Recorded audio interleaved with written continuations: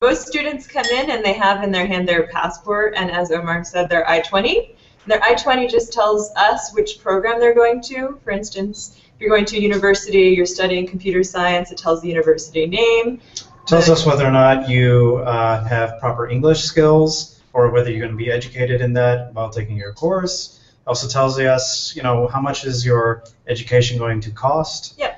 And then that helps us with the interview because you can tell us what you're studying, you can tell us a little bit more about the funding, we know what program you're going to. But other than that, I would say we don't need many other documents. Some people bring documents about their financial situation or score reports or transcripts, but that's not required. However, you may be asked about it, you may not be. So good to be prepared, but really the only requirement is your passport and your I-20 and SEVIS. Transcripts are usually a good idea as well. Sometimes, we'll ask students about how they did in class, and transcripts are a good way to verify that as well. But it's important to remember that the student interview is about you. It's not about the papers that you bring. Exactly. So what we're really trying to find out is whether you're a credible, qualified student to go to the U.S., and we find that out by asking you questions, not by looking at the documents you bring. Yes, exactly. All right, so all I have to worry about is the passport and the acceptance letter that I get from the university. And your I-20. Those are the required ones, but like we were saying, to have these other supplementary documents, they're not required, but it's a good idea to have them just in case we do request those. Okay. And how much time does it take for the visa to come, like after I apply? A few days. I would give it a few days. Usually say 2 to 5 days. Thank you.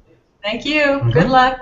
So since I think we have a few more people here, we're just going to introduce ourselves and talk about why we're here. So my name is Courtney, and this is my colleague Omar. We're here from the U.S. Consulate. We're visa officers, which means we interview students like you every day to go to the U.S. on a student visa.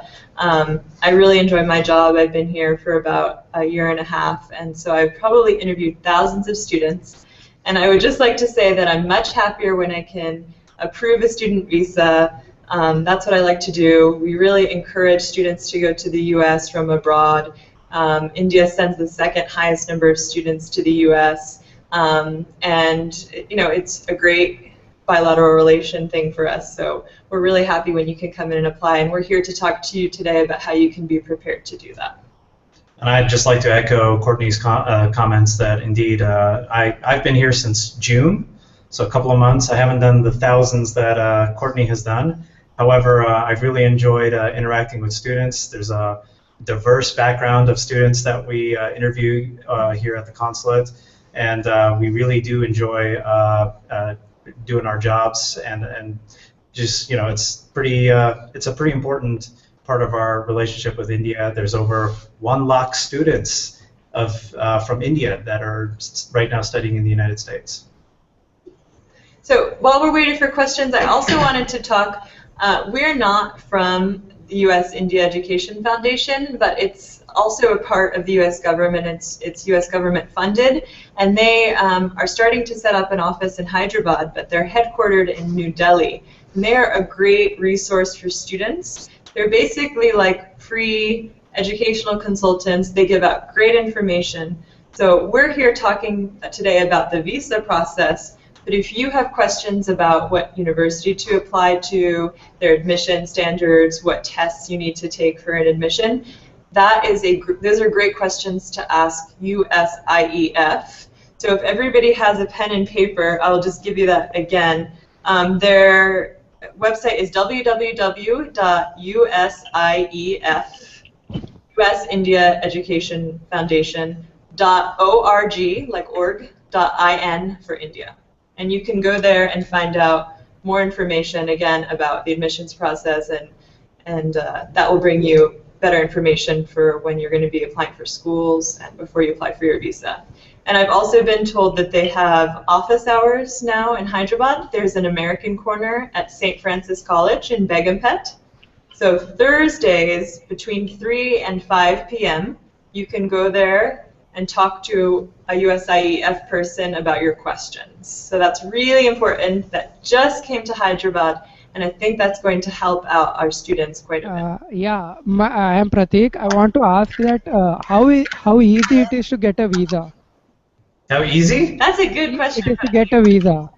I guess that depends. I think the process is really easy. Yes, it's really just a matter of being qualified. If you're qualified, it's quite easy.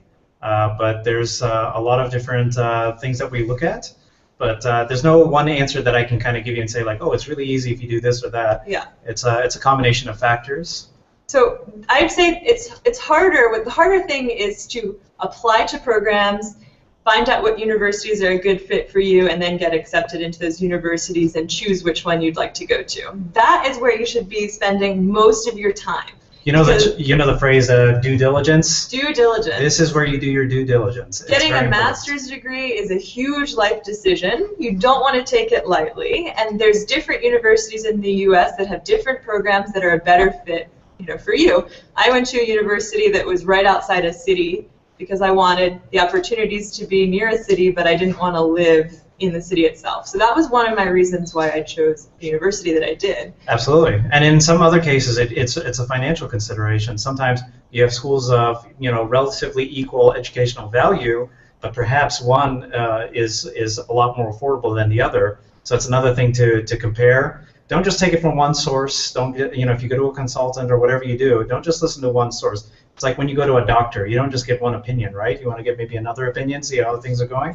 So same thing with your education. Take a look at what other options there are and just kind of see what matches your situation the best. Your profile. Yeah, I mean, that's really what you need to be doing. And if you do that, the visa interview is really easy because most of the visa interview, we're just determining whether or not you're a credible student, whether you're qualified to go to the U.S., and if you've done all your research and you've applied to a good university and you can give us legitimate, credible reasons why you're going, then it's really easy. We know that you're going to be a great student, and we're really happy to approve your visa. Exactly. Does that help answer your question? Thank you. Thank you. What other questions do we have today? Good evening, sir. Good evening, ma'am. That in the documentation of our assets, all the assets should be on the name of our parents, or they can be on the name of our grandfather too. We don't need documents to tell us that you have these assets. We will probably ask you about your financials in the student interview, and we need to make sure that you have a credible financial plan. Right. We don't need documents that have assets in the name of your parents or grandparents specifically. We just need you to tell us how you're going to pay for your sometimes very expensive studies. Exactly. Thank you, ma'am. Thank you. Good afternoon, ma'am, sir.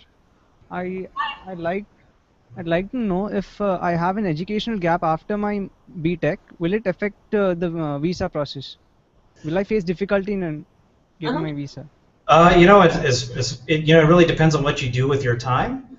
So if you have a gap and you took that time to perhaps like work in something that you're interested in studying anyways, that actually to me is a bit of a positive. Mm-hmm. It's just good to show that you're not spending your time idly.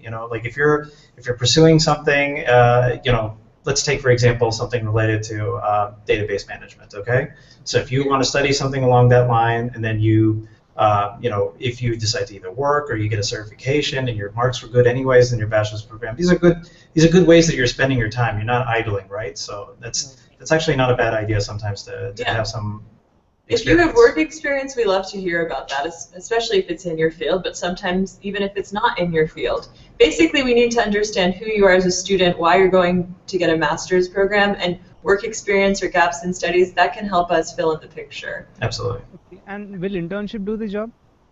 Yeah, of course. It depends on what you're doing an internship in, but if it's related to what you want to study anyways, absolutely mention that to the officer. Yes. Okay. Good evening. Hi. Hi. Yeah. I would like to inquire.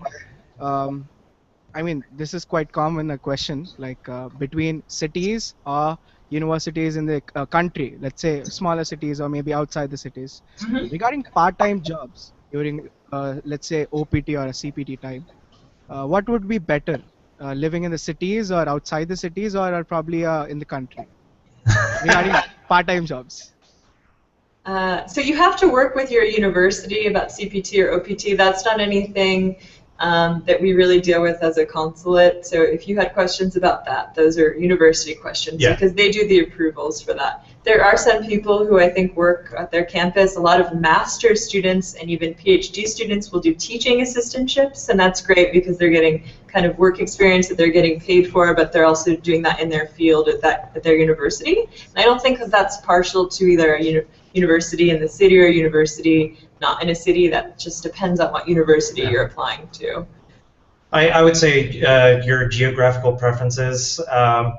For some people that's more important than others, but in terms of for finding a CPT or OPT opportunity, I think whatever school you end up choosing to go to is going to be your best guide on that. But let me just also mention that when you're applying for a student visa, it's to do that. It's to be a student. Your number one priority is to be studying. It's not to be working. So if you're going to the U.S. specifically on a student visa and your priority is going to be working, then you're not really a credible student.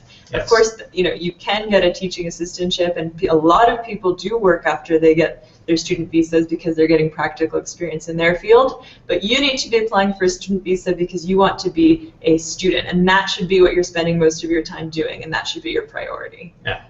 Hi, good evening. I have a question whether are the visas granted based on the university or based on the profile of the student? That's a great question. Yeah, actually, to be honest, like we're not in the position of saying like this is a good school and that's a bad school. So what we want to make sure is it's a credible school, that you're actually going to the school for, again, an education. But beyond that, we're not placing values on one school over another, and I think Courtney can add some more to that. Yeah, we adjudicate based on you as a student, not about what university you're attending. It's about you, whether or not you have a good reason for going to this university. That can come into play, but we're not saying, hey, we don't want to approve a visa to this university. We're looking at you, not the university. Yeah. We're not judging schools. Okay, well, I have a question for the students in the audience. Raise your hand if you are, okay, how many of you are doing information systems? Raise your hand. Okay, so I can see, looks like about 3-4 hands up there.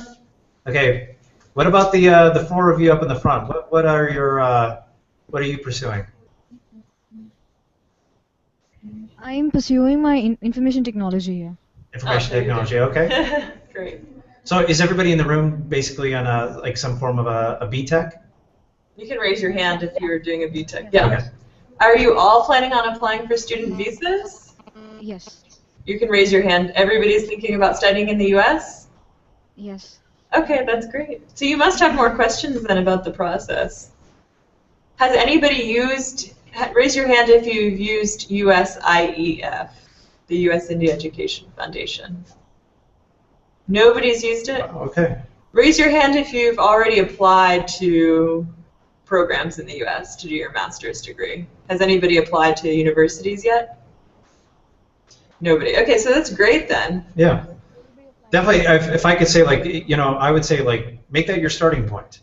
Go to the website, take a look. Maybe that'll get a few thoughts going in your mind, and then you can kind of build off of that. But it's a great place to start. Yeah, choosing a university, it's like a part-time job. Yes. You should be spending a lot of time and resources choosing what university you want to go to. Because like I said, it's a huge life decision. So you need to be doing your own research. You can go online. You can get a university book. They will often have books that will tell you about the university, what size program they have, what they specialize in. You can be contacting the universities. You can be talking to friends and family members, talking to professors at your school. But you really want to not take this decision lightly. And if you do have a question about whether or not a university is right for you or what you have to do to apply, please do go to www.usief.org.in. That's U.S. India Educational Foundation. And like I said before, they give great advice. It's all free. They often have office hours. For any of you who weren't here before, they're going to meet with students every day, every Thursday between 3 and 5 p.m. at the American Corner at St. Francis College in Begumpet. And I think also one of the things that I would recommend is that it's a great source of unbiased information. Yeah, exactly. They don't have a bias. They're not trying to push you towards one school or another. It's a nice open opinion. Exactly. It's U.S. government funded, so they don't have any bias. They'll give you real information. If they don't know, then they can point you in the right place to get that information. And like I said, also it helps you with your visa interview because, you know, if you mention that you met with them and you can explain to us why you chose a university or why you chose a program, it really helps with our decision. We want to make sure you get, you know, a fair visa interview, and it helps if you can give us reasons for choosing your program. Exactly. I mean, something that makes you stand out in an interview really helps. You know, we've done enough interviews that we know when somebody's gone to a consultant, he's gone in front of the mirror, and then he starts practicing, and it's the same line over and over again. So, you know, you want to sound like you're speaking from the heart. It's like as though you're having a conversation with maybe your parents and be like, okay, Mom and Dad, this is why I want to go to this school. You know, it's not like I'm not a robot and I don't need to get a specific set of things. Just tell me exactly why you chose that place. You know. If you can give a real answer, sometimes people choose universities because their family lives, they have an aunt or uncle in that town, or they chose university because it was the best university they got into. I mean, these are things we understand. Exactly. So reasons why we chose to go to the particular schools we went to. Exactly. So we really do want real answers to those questions. We don't want something that you've just memorized or rehearsed. And also, I do want to talk a little bit about educational consultants because we know that they are in India, and we understand that a lot of students do go to them. And we've told you about USIEF, and that I think is a great resource if you don't want to pay for an educational consultant. But as Omar mentioned, if you do go to a consultant, make sure you do your own research too. Make sure you're prepared and you know what you're talking about. You know why you chose the university, because so many of our students come in and they've gone to an educational consultant, and we can tell. We see maybe dozens of students every day, and if you all have the same answers or you're going to the same universities, it just doesn't make sense to us. And that also ties into your university choice. Don't just apply to universities because consultants tell you. We see same students applying to the same universities. They're not bad universities. Again, we don't decide whether or not to issue based on the university. However, there's thousands of universities in the U.S. Make sure you don't rule any out just because a consultant hasn't told you to look into it. Exactly, absolutely. And you know, if you're looking at a couple of different schools, don't let anybody else suggest to you what you want to do. That's your decision. You're going to live with it, not your consultant. So you may as well take a look at whatever information you can find on what school is the best fit for you. Yeah. And so many people here are qualified and they have a great plan to do after their studies. So just make sure you think about that and answer it in your own words, not rehearse it before you come to your interview. Yeah. Just be candid. And yeah, exactly. Be candid, be honest. And I know that sometimes you don't want to talk about it, but you know, it's okay. We understand that education is not a breeze. It's difficult, and there are challenges. But the one thing that is just 100% negative for us is dishonest. So just if you had a couple backlogs here and there, be honest about them up front. Tell us about it. Then we can figure out what's going on, what's the story, things like that. It's better just like I said, have a conversation with us. Be confident. You know what you're going for. You know what you want. So tell us. Yep. Yeah. My second question, but okay, that's fine. You don't mind. Universities and colleges in the US are based, they're given rankings on an overall performance, like the Ivy Leagues followed by state universities and stuff. And then there are colleges which are given ranking based on a particular course. Say some are good at embedded systems, some are good at MIS, some are good at computer science. So what should our goal be? Should we choose colleges based on the overall rankings, or take colleges or choose colleges which have a specified ranking in a particular field? I would say, when I was taking a look at colleges for myself, the rankings and things like that, it really depends on what you're getting your degree for, right? If you're getting a technical degree and you're looking to get a technical-based job, then I think you should maybe think about what employers are looking for and then see how the school ranks for that. So if the school has some kind of partnership with either a company you want to work for, or that company is looking for something like you said, embedded systems, they need an embedded systems engineer, that's what you want to be, then you can look at the rankings for that. But rankings, like, honestly, when they do these rankings, it's very it's opinionated.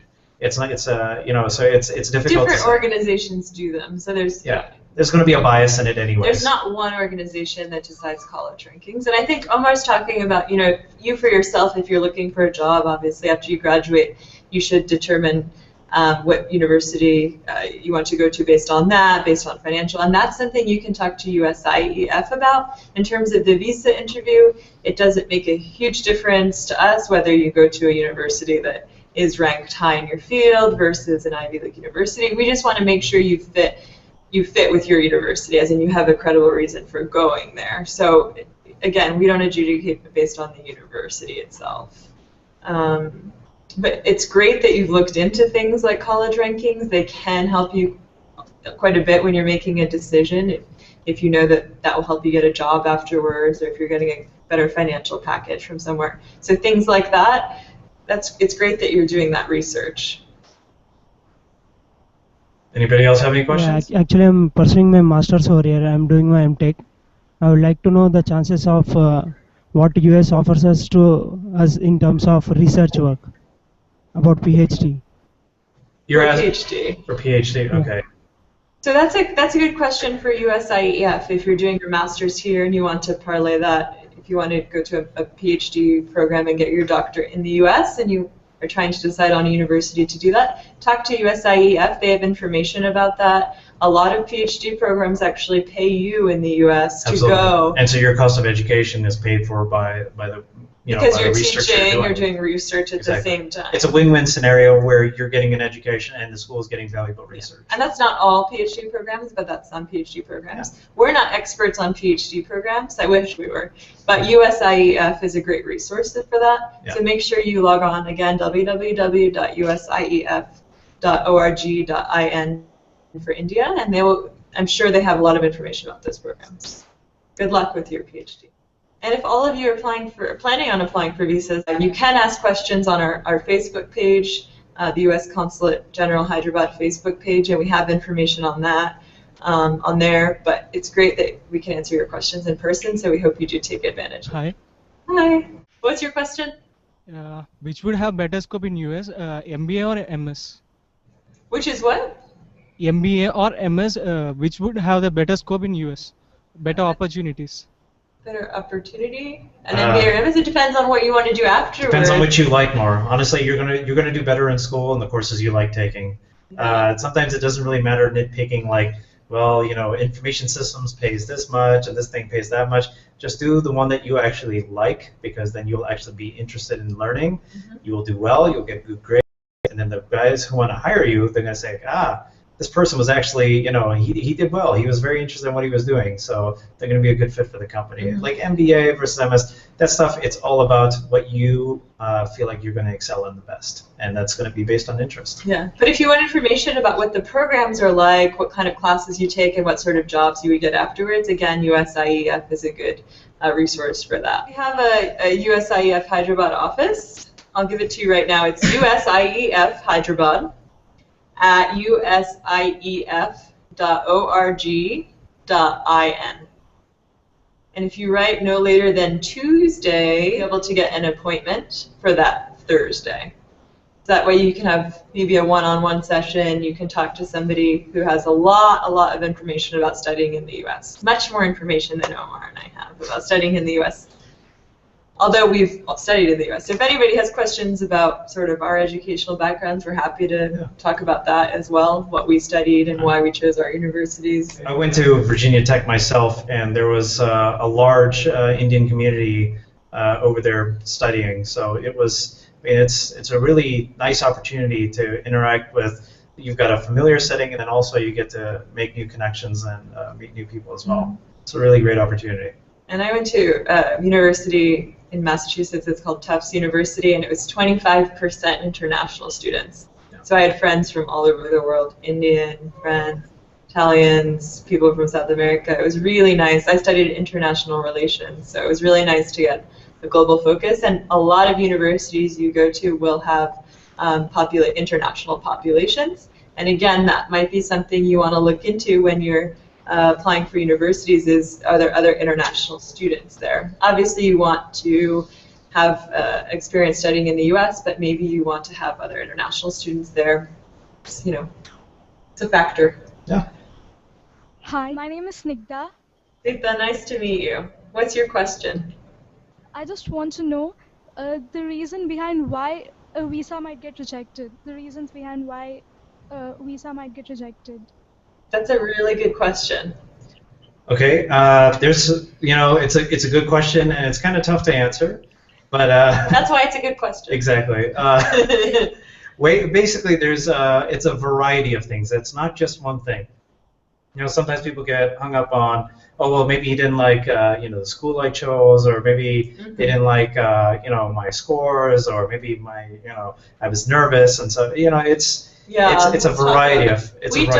We don't reject people's applications because they're nervous. We understand that you're nervous, so that is, we understand. If I was in your shoes, I'd be nervous too. Exactly. So that's not a problem. We're not worried about that. Like we've been kind of saying throughout this discussion, is we want somebody who is just going to look like they're going to be a credible student. Somebody who's, if you've struggled in your school and you barely passed, then master's programs are even more difficult than bachelor's programs. So if you were struggling in that, then maybe that's maybe you're just not ready for that yet. So maybe that's where some experience can come in handy. But it's not one thing. That's what I want to keep saying. You can't just focus on one thing and say, well, I fixed that, so therefore this is a shoo-in the next time I go in. It's a complete package. Think of it like a pizza, and you want to make sure all the slices are in that pizza. And if somebody's taking a slice out of that pizza, that's gonna not necessarily mess up the whole thing. But we're looking for credible, qualified students who have the financial resources to pay for their study. So if one of those pieces is missing, we may not be able to approve your visa. And again, that can be for a variety of reasons, but we do like to see that you've done well in India, that you have a credible financial plan, that you have a reason for choosing the university, that you have a future plan, what you want to do after you graduate. If you are a good student in India and you do your research and you apply to university and all of your ducks are in a row and you figure out how you're going to pay for it, you don't have to worry. The visa interview should be the least of your worries, honestly. Absolutely, yeah. I agree. Don't worry about it too much. And thank you for speaking up. Hi, ma'am. Hi. Ma'am, what's the role of backlogs during the visa? That's a really good question. And as Omar just mentioned, we are looking at a complete picture. So let me just say, a master's program is going to be a little bit harder than what you're doing right now, right? Because you're going up one level in your education. You're also going into a completely foreign culture. You're going to the US, things are a little bit different, classes might be a little bit different. So when we are deciding whether or not you're a credible qualified student, we may ask about backlogs to see if you've done well here at this level in India at your university, and that can have an impact on our decision. But it certainly isn't the only factor in our decision. It just helps paint a picture of who you are as a student. Exactly. I think Courtney explained it perfectly. You've just got to look at it as one of the slices to the pizza that you want to have a nice perfect pizza. So that's one of the slices we look at. Yeah. But there's a lot of other factors as well. Yeah. Obviously, less backlogs is better, but it's not the deciding factor alone by itself. Good afternoon, everyone. Hi. Afternoon. My question is, what are the minimum requirements for becoming a sponsor? If someone is sponsoring your studies, what's the minimum criteria he should achieve? Are you talking about a financial sponsor? In terms of finance, okay. Okay, minimum would be, it's going to be dependent on the school. We don't have a certain threshold bar. But we don't have a specific sponsor. I mean, somebody can help you pay for your studies, but there's no such thing really as a sponsor for a student visa. Yeah. What there is just a part of our adjudication, a part of our decision is based on whether or not you or you and your family can afford to pay for your studies. Yeah. So we will probably ask in the interview, how are you planning on paying for your studies? Yeah. And you have to explain to us how you're going to do that, but there's no specific requirement. It's absolutely. And we're aware that, in India things are different in the sense of how families come together and they invest in their children. So we're aware, we're taking a look at things, but it's a combination of factors. It's not going to be one type of thing. There's no one standard for it. Yeah. It really varies depending on the school and a bunch of other factors. But you just have to know how you're paying for the program that you say that you're going to. Have a plan. You have to have a financial plan. Yeah. if my relative is a sponsor, what are the additional documents I have to submit? Like we in the said, visa interview. if your relative is paying for part of your studies, you have to tell us about that. The officer may ask to see a document, or they may not. It's not required, but you have to tell us who your relative is, you know, how much they're going to pay for your studies, where that money comes from. It's part of the interview. Okay, Yeah. that's just one aspect of the interview. There's not a set document. There's not certain things you have to bring, but you have to know how you're going to do that. Okay. We're more in our interviews. We're more concerned about having a conversation with you. It's really about having a conversation with us more so than it is about documents. I know it's a little different here. Everybody wants papers and documents, but for us, we really value the conversation we're going to have with you. So if you know what you're talking about, you have a plan, you're going to be confident. It's going to come naturally. You won't need to rely on a piece of paper to back up your story. I mean, you're going to know it. That's why we do interviews. We don't just have you send in documents. We do interviews because we want to talk to you, not because we want to look at your documents. Exactly. Okay, I think that was the last question. Thank you so much for coming out and asking us some very insightful questions. Hopefully we were able to be of some help. Yeah, and maybe we'll see some of you at the consulate, and good luck with your study plan and with your visa application process. Absolutely. And again, USIEF is a great resource, as is the consulate Facebook page if you have questions about the visa process. Bye, thank you. Thank you. It was nice hanging out with all of you.